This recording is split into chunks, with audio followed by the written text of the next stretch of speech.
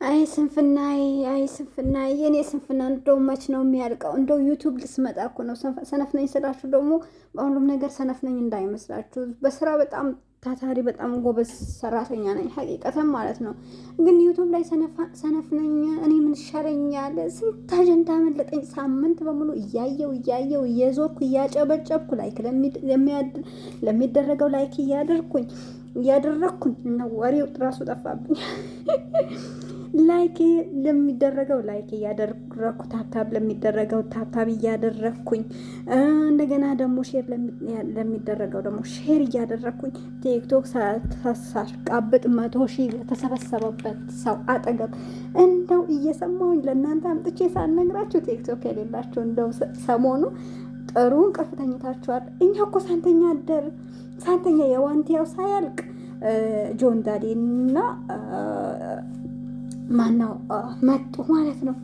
መተው ሴቶች ደግሞ ተው፣ እኔ እኮ ብያቻለሁ፣ ተው ከወንዶች ጋር ብዙ ቀረቤታ እንዳይኖራችሁ። ጓደኛም ስትይዙ የሴት ጓደኛ ያዙ። የወንድ ጓደኛ ምንም አያደርግላችሁም፣ ወንዶችም ደግሞ የሴት ጓደኛ ምንም አያደርግላችሁም ብላችሁ አስማ ብላችሁኛል። እንደው ሰላም ሳልላችሁ ረመዳን መጥቷል። እንደው ትንሽ አጅር እንኳን ለማግኘት ሰላም አላችሁም። አሰላሙ አለይኩም ወራህመቱላህ ወበረካቱ። ውድና የተከበራችሁ የተወደዳችሁ ውድ የቻናሌ ቤተሰቦች እንዴት አመሻችሁ? እንዴት ናችሁ? ደህና ናችሁ? ሰላም ናችሁ? እኔ ጋር ሁሉ ሰላም፣ ሁሉ መልካም ነው። እናንተም ጋር ሰላም እንደሚሆን ሙሉ ተስፋ አለኝ። ሰላማችሁ ብዙ ትበልልኝ። ባላችሁበት አላህ ይጠብቃችሁ። ረመዳን መጥቷል። አላህ በሰላም ጾመን በሰላም ምናስረክብ አላህ ያድርገን። ከወንጀላችንን ምሮልን። በቃ እኔ ምን ልበላችሁ፣ ረመዳን ሲመጣ ቤት ደስታው ስራ ቢበዛብንም ሀቂቀተን ደስታ ደግሞ ይለያልና አላህ በሰላም ያድርሰንላችኋለሁ። በመቀጠል ደግሞ ሰሞኑ ምን እየተካሄደ ነው? ሀቂቀተን እኔ በጣም ነው የታዘብኩትና ብዙ ጊዜ ወላሂ ወንዶች ላይ ትኩረት አልሰጥም። የሆነ ነገር ሲከሰት ሴት በመሆን መጠን የሆነ ነገር እንትን ሲላችሁ እኮ ትደነግጣላችሁ። የሆነ ሴት የሆነ ነገር አደረገች፣ የሆነ ነገር ደረሰባት፣ የሆነ ነገር ሆነች ሲባል ሀቂቀተን እንደ ሴትነት በቃ ያኔ የእሷ ነገር የኔ ነገር ነው ብዬ ነው ማስበውና ጆን ዳንኤል ታውቃላችሁ ከማን ነው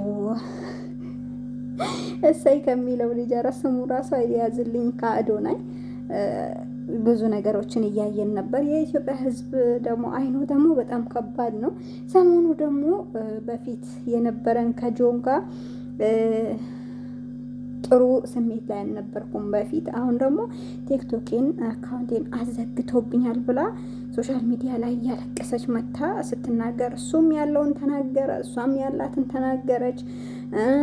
ታስሮ በነበረበት ጊዜ ደግሞ ሄዳ እንደጠየቀችው እሱንም አመስግኖ ከዛ በኋላ ደግሞ ያለን ቁርኝነት ደግሞ የዛኔ አብቅተዋል። አሁን የልጅ አባት ነኝ ተይኝ፣ ቤተሰቦቼን አላየውም ብሎ በቤተሰቡ በእናት አባቱ እየማለ እሱም ያለውን ነገር መጥቶ ተናገረ። እሷ እያለች እጇን ቆራረጠች። እኔ ጋር እንደዛ ብዬ በጣም ጨንቆኝ በቃ አላደርገው ማምን ብዬ አረብስና በጣም ብዙ ነገሮች ተወራ። ግን ወላሂ ራዜ ሴቶች ግን ምን ሆናችሁ ነው? እኔ ብዙ ጊዜ እላለሁኝ የማይወዳችሁን ሰው ብዙ አትፈልጉት ብዬ ነበር። አትፈልጉት። ወንድ ልጅ ፈልጓችሁ ይምጣ፣ ኮርነን ቀብረር በሉበት። የዛኔ ነው ወላሂ። በተለይ ወንድ ልጅ ከወደደሽ ምንም አንቺ ለሌላ እንዳትሆኝ ብዙ ነገሮችን ያደርጋል፣ ብዙ ነገር ይሆንልሻል። እንደዛ ሆኖ ያገባሽ ወንድ ደግሞ ጥሎሽ አይሄድም። አብሮሽ ከነ ምናምንሽም እብድ ለምን አትሆኝም? ከአንቺ ጋር መኖር ይችላል። ወዶ ፈቅዶ ወዶሽ ደንግጦ ስለመጣ ማለት ነው። አብዛኛው ሴቶች በተለይ አሁን ላይ ምን ትፈልጋለህ፣ ምን ልስጥህ፣ ምን ልሆንልህ እያላችሁ ትመጡና ወንዶችን በቃ በፍቅር ጠብ ታደርጉና የሚፈልጉትን ነገር ሲጠይቋችሁ በዚህ ወጣ፣ በዚህ ወረዳ፣ በዚህ እንደዚህ ሆነ፣ እንደዚህ አድርጎኝ ነበር እኮ፣ እንደዚህ ብሎኝ ነበር እኮ፣ ጠይቆኝ ነበር እኮ። እኛ ሴቶች ባይጠይቁንም ወንዶች ጠይቀውናል። ያልጠየቁን ወንዶች እኮ የለም።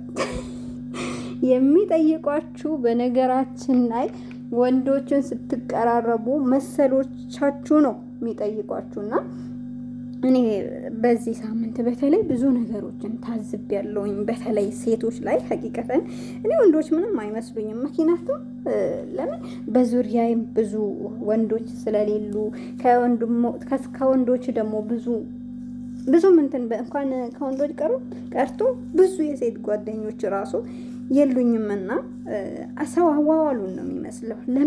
ለምን ወንድ ሴት ልጅ እያለች እንዴት ነው ወንድ ልጅን ጓደኛም አድርገሽ የምትያዡ? እኔ እኮ ግርም ነው የምትሉኝ ሀቂቀታም ማለት ነው። የወንድ ጓደኛ አለኝ በቃ የሆነ ኖርማል ማማክረው። አንዳንዶች ደግሞ ይላሉ ሴት ልጅን እንትን ከምል ወንዶችን የውስጤን ብናገራቸው የሚቀለኛል ምናምን የሚሉ ሰዎች አሉና በራሳችሁ በተለይ ከወንድ ልጅ ስትቀራረቡ በመሀል እኮ ሰይጣን አለ ሀቂቀተን ማለት ነው። እና የሆነ ነገር ቢፈጠር ደግሞ የዛኔ እኛኛ አትበሉ፣ አታልቅሱ። ሴት ሆኖ የኛ ሴቶችን ጠንካራዎችን አታሰድቡን ለማለት እወዳለሁኝ። ሀቂቀተን ያየሁት ነገር ስላስጠላኝ ነው። አንዴ የተዘጋን ህይወት በነገራችን ላይ አካውንታን ካዘጋባት በጣም ያሳዝናል። ማድረግም አልነበረበትም። እናም ደግሞ አዶናይ እኮ አጠገቧ አለ። የጆኒ ምንድነው አካውንት ተዘግቷል፣ 1 ሚሊዮን አስገባት ብሎ ቪዲዮ ሰርቷል እሱ ራሱ ማለት ነው። እና እንደዚህ የሆንሽለት ሰው ደግሞ አንቺ ሌላ ህይወት መምራት ስትጀምሪ የዛን ፋይል መዝጋት ነው ያለብሽ እንጂ የበለጠ ከአጠገብሽ ያለውን ሰው ነው የምታጪው። ያ የሄደውን ሰው ያጣሽውን ሰው ስትፈልጊ እንደገና ደግሞ ምንድነው የቆጡን አወርዳለሁ ብላ የብብቷን ጣለች ይላል ያገሬ ሰው። እና አንቺ አሁን ያለሽን ውስጥ አጠገብሽ ያለውን ሰው ታጫለሽ፣ ለካ ትወደዋለች የሚለው ነገር ስለሚመጣ ማለት ነው። እና ያ ከዛኛው ሰው ጋር ያልጨረስሽ ነገር ነው የሚመስለው። እና ያለሽን ህይወትሽን ማጣጣም። አካውንት ቢዘጋ ደግሞ አካውንት ይከፈታል። በዚህ አካውንት ደግሞ የውስጣችሁን ትላንትና የነበራችሁበትን ስቶሪያችሁን እኮ እንዳለ አውጥቶ ሲዘረግፍ ነበርና በጣም ነው የተናደድኩት። ወንድ ልጅ በተለይ እንደዚህ ሲሆን ደግሞ በጣም ያስጠላል። ወንዶችም ደግሞ ወንድ ሽተቱ ሀቂቀተን አንድ የሆነ ነገር ሴት ልጅ እንደተባለ ሴት ተብለናል እኛ የሆነ የማያዝ እንትን ራሱ የለንም። ወንዶች ግን ቆፍጠን ብላችሁ የትናንትና የነበረውን ነገር ደግሞ በቃ ስቶሪያችሁ ላይ ማስቀመጥ ነው ያለባችሁ እንጂ እንደዚህ መሆን የለባችሁም ብዬ ነው ማስበውኝና አንዳንድ ሴቶች አላችሁ ሴት አሰዳቢ ሀቂቀትን በጣም ነው የምታናደዱኝና በቃ ያኒ ለምንድን ነው እንደዚህ የምትሆኑት? በተለይ ለመጀመሪያ ፍቅረኛ ቅብጥሴ ምናምን ብላችሁ የምትይዙትን ነገር ማንን አዋጣው? ማንን ውጤታማ አደረገው? እንደፈለጋችሁ ሆናችሁ መጨረሻ ላይ ደግሞ መለያየት ነው። ይሄንን ነው እያየን ያለ ነው። ለምን አንድ ሰው ካወደዳችሁ ሀቂቀተን ወደ ቤተሰቦቻችሁ ያስጠጋችኋል፣ የራሱ ያደርጋችኋል። ግን በደብብቆሽ የተሰራ ነገር መጨረሻው ስትሰለችው አውጥቶ ይጥልሻል። እና የዛኔ ሴት ልጅ ነሽ እኝኝት ያለሽ። ወንዶች እኮ ወንድ ናቸው መቼም ቢሆን በቃ በ80 ዓመታቸው እኮ ማግባት ይችላሉ። ታውቃላችሁ አይደለ?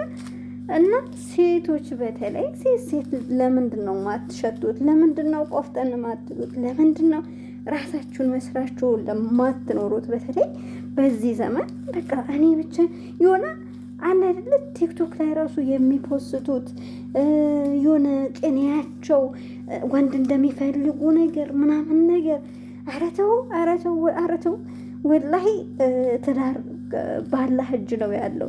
የቻላችሁትን ሰበብ አድርሱ። አለበለዚያ ደግሞ ሙስሊም ከሆናችሁ ጾማችሁን እየጾማችሁ ሰኞና ሐሙስ እንደውም ከዚህ ዘመን ወንድ ሰኞና ሐሙስን ጾሞ መኖር ይሻላል። እኔ እንደዛ ብዬ ነው ማስበው። እንደገና ደግሞ በቃ ያኔ አለ አይደለ ቆፍጠን በሉ፣ ራሳችሁን ሁኑ። የማዳም ቤት በተለይ ማዳም ቤት ሆነሽ እንዴት ነው ማግባት የምትችይው? የድስት እኮ ክዳኑን አያጣም እንደሚባለው ራሳችን መመሰሎቻችን እኮ አናጣም። ስለዚህ መታገስ አለብን። ትዕግስት እናድርግ።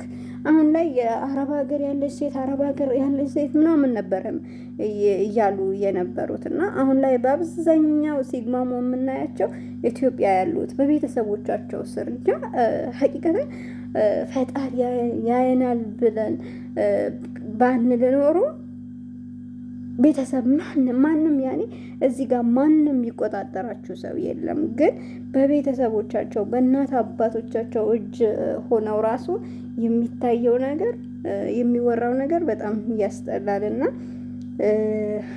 እርስ በራሳችን ባንግማማ እየተሻለ ነው ብዬ አስባለሁ። እንደ ውጭ ዜጋ ሶሻል ሚዲያውን ለጥሩ ነገር ተጠቀሙት። ለመበሻሸቅ ምናምን ነገር መሆን የለበትም። እኛም ደግሞ ቡናችን የምንጠጣበት ሰዓት አታሳጡን።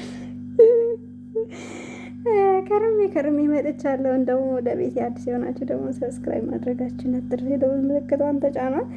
ዛሬ ወረድኩባችሁ። የሳምንት የያዝኩትን በአንድ አምጥቼ ነው የተናገርኩትና በዋንቲያ ደግሞ በሰፊው መጣባታለሁ። በሷ እንኳን ለብቻው ያስፈልጋታል። 20 ደቂቃ ይበቃዋል ብላችሁ ነው? አይበቃም። ለማንኛውም መልካም ምሽትን ተመኝቼላችኋለሁ። 7 ቀን ቪዲዮ ያልተለቀቀበት ቤት ቀዝቅዟል እና ላይክ ሰብስክራይብ እያደረጋችሁ ወደ ላይ ከፍ አድርጉት። እኔ እኮ አላስቸገራችሁም። በሳምንት አንዴ በ3 ቀን አንዴ ምናምን ነገር ነው ቪዲዮ እየለቀቅኩ ያለሁት እና ስለዚህ ያኔ ያስቸገርኳችሁ አይባልም። እኔ የማዳም ቅመም ባስቸግራችሁስ ለኔ ነው የበለጠ ቅድሚያ መስጠት የነበረባችሁ። እንግዲህ ምንም ማድረግ አይቻልም። የኛ ሰው ካለም ነው የሚያሽቃብጠውና አንድ ቀን ስፈምስ ደግሞ ከኔም ታሽቃብጣላችሁ። ወይ አንድ ባንጋሊ ይዤ ስመጣ ወይም ደግሞ አንድ ሀበሻ ይዤ ስመጣ የዛኔ ከባሌ ጋር ስመጣ ግዴታችሁ ማሽቃበጣችሁ ስለማይቀር እስከዛ ድረስ እኔም ሰብር ልጠብቅ ብዬ ነው። እሺ ሰምታችኋል። እና እንደዚህ ካልኳችሁ ይበቃችኋልና መልካም ምሽት ይሁንላችሁ። ሰብስክራይብ ሳታደርጉ አትለፉ፣ እጃችሁ እንዳይሰበር።